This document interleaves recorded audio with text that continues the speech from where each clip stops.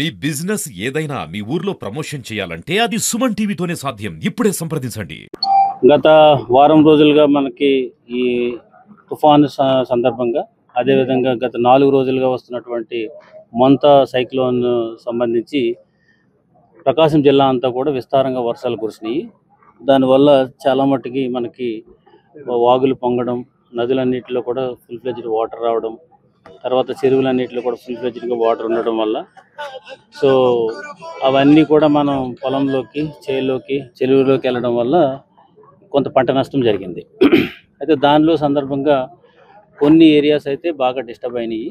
Especially Veligonda project feeder canal పక్కన ఉన్న పొలాలు అయితే మాత్రం ఎరోషన్ గురయ్యి అక్కడ ఉన్నటువంటి సిల్ట్ అంతా కూడా అండ్ స్టోన్స్తో కూడిన సిల్ట్ అంతా కూడా కింద ఉన్నటువంటి చేలలోకి రావడం వల్ల పంట నష్టంతో పాటు అక్కడ ఎరోషన్ మెటీరియల్ అంతా కూడా డిపాజిట్ అయి ఉంది. సో అది కొంత ఆందోళనకు గురి చేసింది ఇక్కడ ఉన్నటువంటి రైతుల్ని.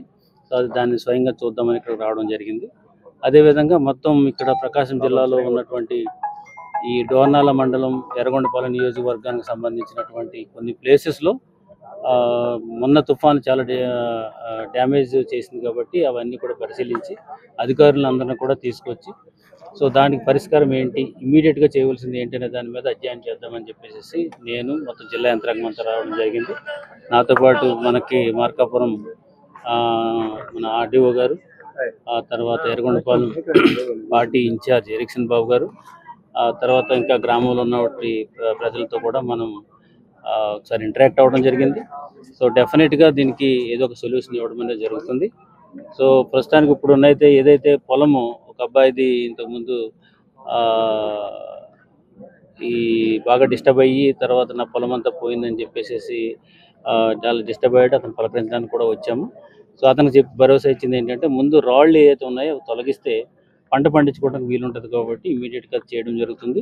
ఆ తర్వాత మళ్ళీ అక్కడ ఉన్న ల్యాండ్ సర్ఫేస్ ఎలివేషన్స్ బట్టి ఆ మట్టిని కూడా ఉంటే దాన్ని కూడా మనం తొలగించడం అనేది జరుగుతుంది.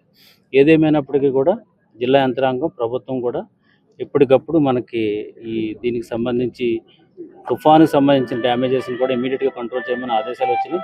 సో డెఫినెట్గా కూడా మనం ప్రభుత్వం తరఫున ఏం చేయాలనేది కూడా అన్నీ మనం చేస్తాం.